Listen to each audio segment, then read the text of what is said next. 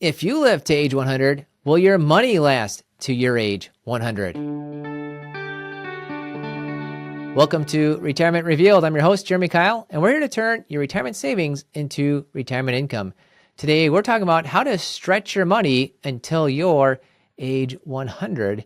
And I started thinking about this because of our podcast last week with Steve Sandusky, talking about how financial planning changes when people routinely live healthy to age 100. What's interesting about a few bits of this is, if you live healthy to 100, your money stretches out over a longer period of time. But I'm guessing if you're healthy at 100, you're maybe healthier at 70 and 75 and 80 than perhaps you expected or you saw your parents go through. And there's been some research done. They call it the retirement spending smile, where you spend more at the beginning of retirement, you spend less maybe around age 75, kind of in the middle, perhaps, and you actually maybe spend more later on in retirement. And that the concept is that you actually kind of spend less and less over time into retirement. But then the reason why it might kick up is that perhaps you have the extra health costs that are in there. And so it's an interesting putting it all together. And Steve suggested that you might live to 100. And then just after I recorded that podcast, I was reading the AARP magazine, and the article said how to make your money last to age 100. I'm going to put that link in the show notes as well. But it got me thinking of if you're going to live to 100, which you just might do, every day that goes by is the chance for higher, more medical advances that might get us to age 100. But if you're going to live to age 100, we want to make sure your money lives to age 100. And I thought I'm going to take this kind of two approaches. One is how do you approach your expenses if you might live to age 100? How do you approach your income if you might live to age 100? So let's go through the expense part of it. And of course, if you're wondering about your expenses, how do you manage your expenses? It's good to know what your biggest costs are going to be in retirement. Now, I've been using a study that I looked at years ago, and I have not been able to find the study again. So I'm going to tell you what I was thinking, and I'm going to tell you what I saw while doing my research. And what I've been thinking is that, generally speaking, your housing, your taxes, and your health costs in retirement are your three biggest expenses, roughly maybe 20% each. And of course, prepping for this podcast, I wanted to get more in depth. So I went to the Bureau of Labor Statistics, and they've got quite a lot of research of how your spending changes over time, especially as you hit retirement. And it's interesting, a lot of places, including the study, will say that your housing costs might be 35% of your overall income. I'm sorry, your overall, well, it might be, it might cost you, the expense itself is 35% overall income.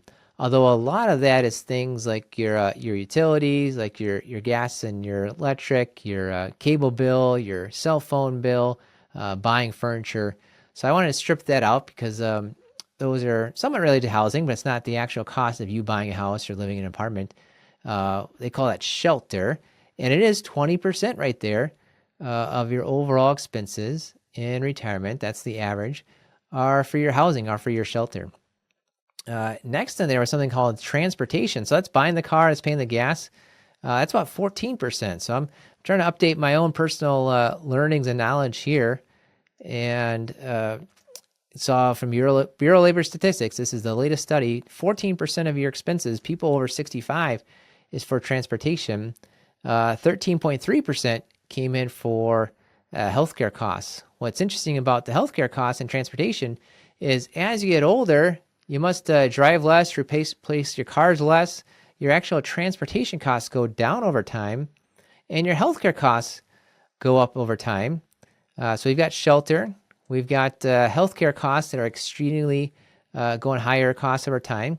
Transportation's in there, but your costs go lower over time. And food, a lot of people, especially with inflation lately, have been complaining about the food costs. And what's interesting about that, it's basically about 12%. And whether you're below 65, above 65, it seems like that 12% number is pretty steady. So I'm going to focus on three areas because it seems like, especially that food area, it seems pretty steady over time, steady per person over age. It seems like you don't have much control over that one. I'm sure you do. There's some things you can do there, but I'm not going to ask you to spend less on your food, swap out all the swap out all the steaks for hamburgers. But that might be fun to do. But I'm going to talk through those three expenses of housing. That's definitely up there, 20% for shelter. The health cost, because that's up there as a top expense, and it increases over time. And maybe to get slightly political, maybe these government agencies and the places that do the survey, they don't want you to know what your overall tax burden might be. But every time I go through this, I see that they don't even look at taxes as a cost. And trust me, taxes are a cost. One of the top 5 costs up there, it was coming as an average of about 7% is where that came in, one of the top costs that are there. So I'm going to talk about on the expense side, what can you do? If you're going to live to 100, what can you do to prepare for your money to hopefully last longer? And of course, if you're stretching out your dollars, maybe that involves trying to cut costs somewhere. So the first step I want you to think of is diversifying your tax status. You know about investment diversification, but are you tax diversified? Do you have money in traditional accounts, savings accounts, Roth accounts, these brokerage accounts? Those are 4 different areas with 4 different tax laws. And if you're retiring today and you're 60 years old or so, and you might live to 100, that's 40 years that the tax laws might go up and down. And if you're betting that taxes are going to go down and you put 100% of your money in the traditional accounts, or you're betting that taxes go up and you put 100% of your money in the Roth accounts, you've got 40 years that perhaps your favorite political party is not in office.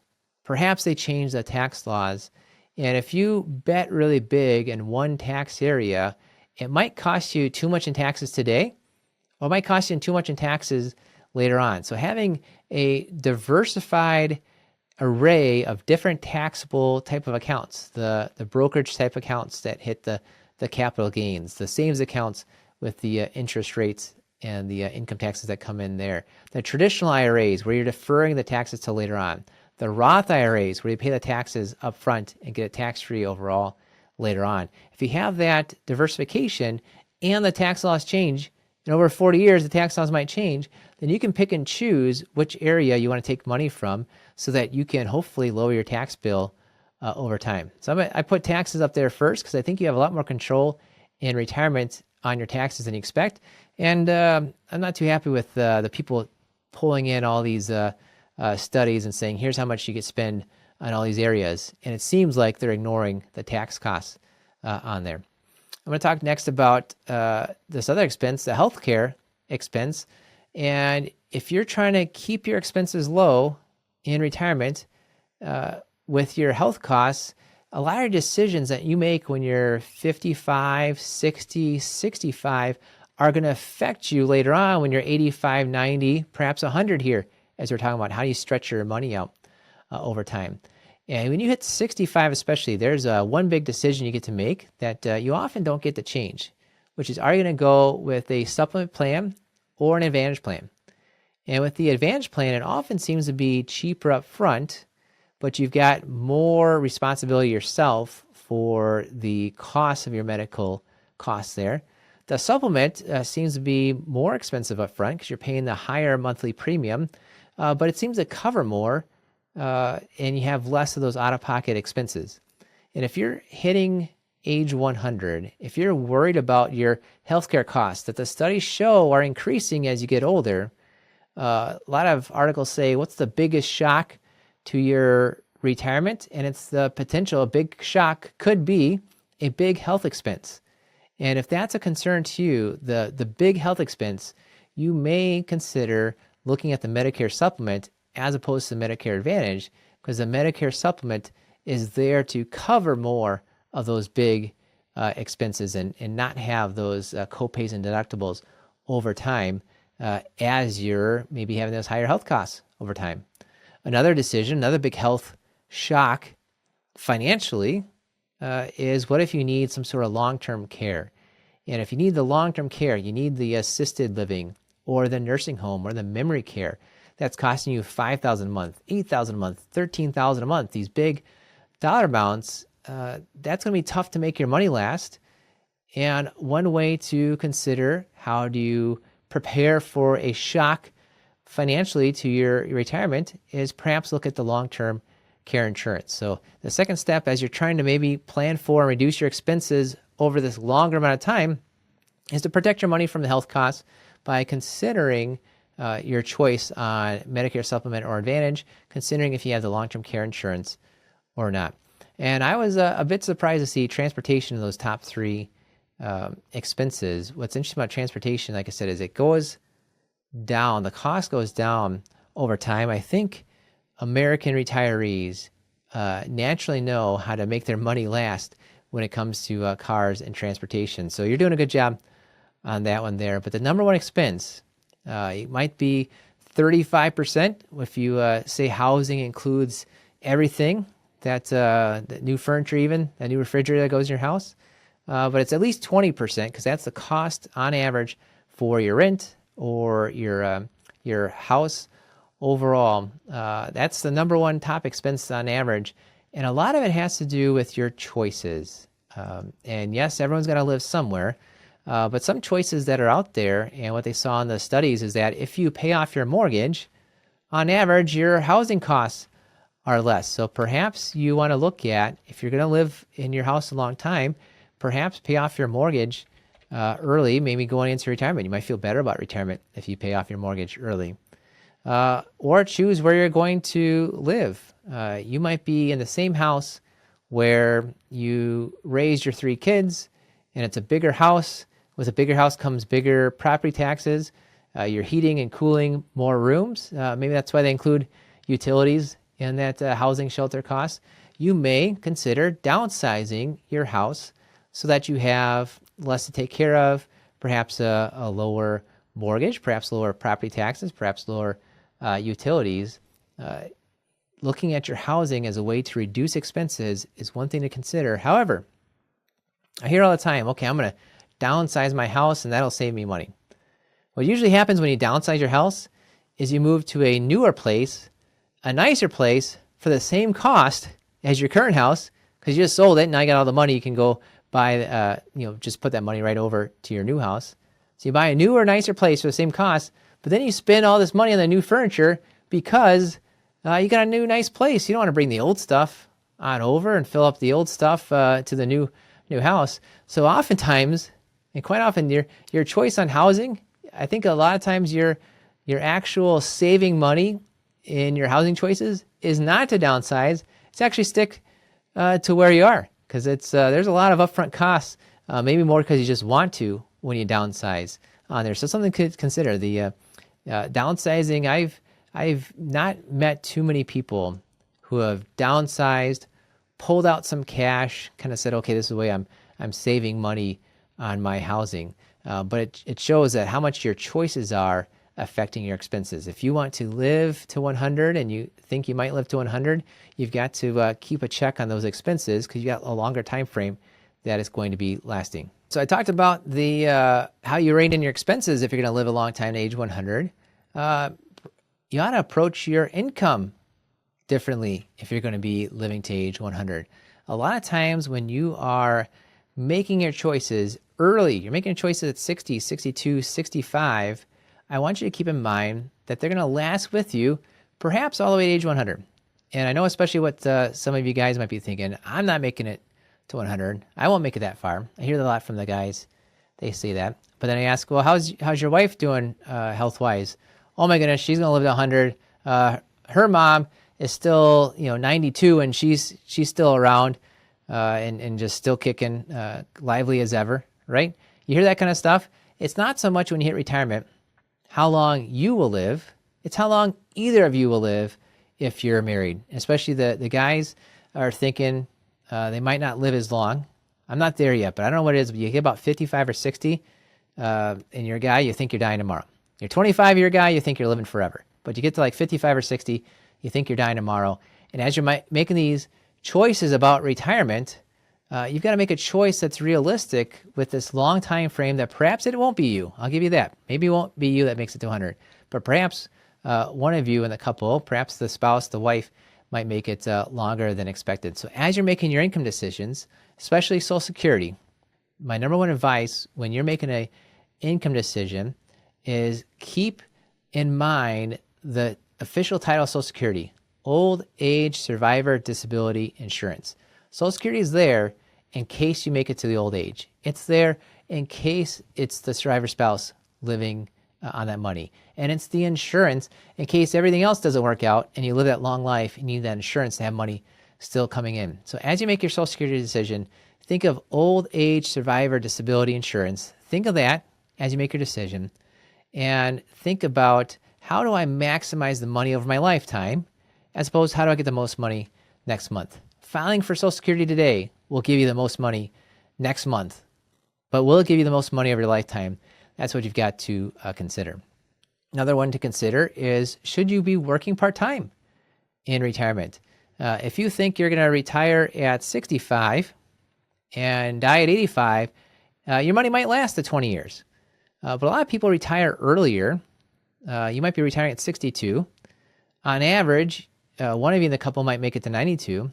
If you're trying to stretch your money out over 30 years instead of 20 years, maybe you want to work a little bit part-time to help bring some money in. And I'm just curious how you're feeling. Love to see, get a note from you on how you're feeling about this particular question. I don't want to make an assumption here. So let me know. Go to retirement-revealed.com, send me a note, or email podcast@keilfp.com, or put a comment in the YouTube channel. But here's my question to you is, would you rather work full-time from 60 to 65 and then just quit? Or would you rather work half-time from 62 to 70?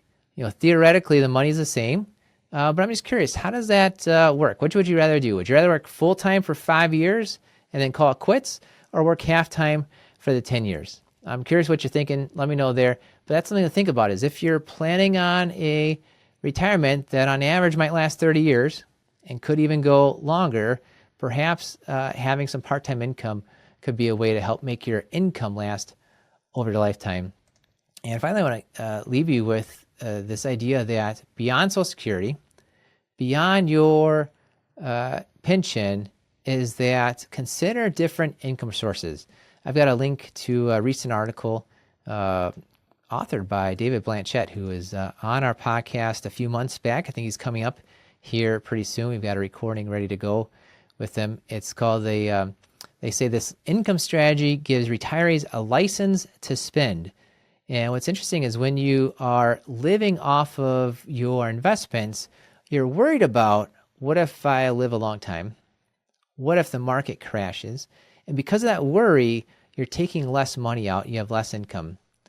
But when you annuitize, you take some investment money and turn it into an income, just like you somewhat did with your pension and Social Security, you actually spend more and you have more fun spending it. You feel better about spending it. And so if you're trying to make your income last over a lifetime, these incomes that are designed to last a lifetime can be a great way to do it. And apparently along the way, you feel more confident spending money, which maybe that's why you have more fun doing it, because if you're spending more money that's there. So to leave you with the summary of, if you're trying to make your money last to age 100, how do you stretch it out? You got to attack two sides of it.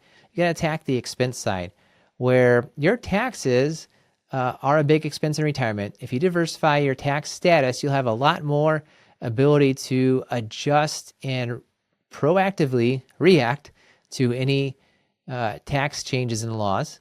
Hopefully that lowers your lifetime tax costs. You see that your health costs over time on average increase as you get older. And so perhaps you make some decisions up front to mitigate those increases by looking into Medicare supplement and long-term care insurance. And know that your choice on housing is your number one expense. And so your choices on how big of a house and how nice of a house are going to affect the rest of your life. Attack the expense side of it if you want to make your money last longer. And as you're trying to make your money last longer, bringing in more income, perhaps by working part-time, by perhaps boosting your Social Security by waiting, and maybe finding some different income sources like the annuity suggestion from David Blanchett. And I'll put that article of how it seems to be a lot more fun to spend your annuity money than it is to spend your savings. And I do find that. I find where people are, they've got money in the bank, and I suggest you ought to take some money from your bank to live on. They say, oh, no, no, no.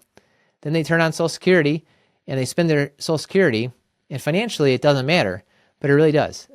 Trust me, it does. When you've got that money coming in every month, it seems like it's a lot more fun to spend that monthly money. So as you're approaching your retirement, consider that you might live to 100. And if that's the case, you've got to take some action to help make your money last to age 100. Well, thank you for listening to the Retirement Revealed podcast. We believe if you know more about your money, you will feel better about your money and you'll make better money decisions. Hi, I'm Jeremy Keil, owner of Keil Financial Partners. And if you're interested in seeing how we help our clients get more income, pay less in taxes, and avoid big retirement mistakes, make sure to go to keilfp.com. That's KEILFP.com.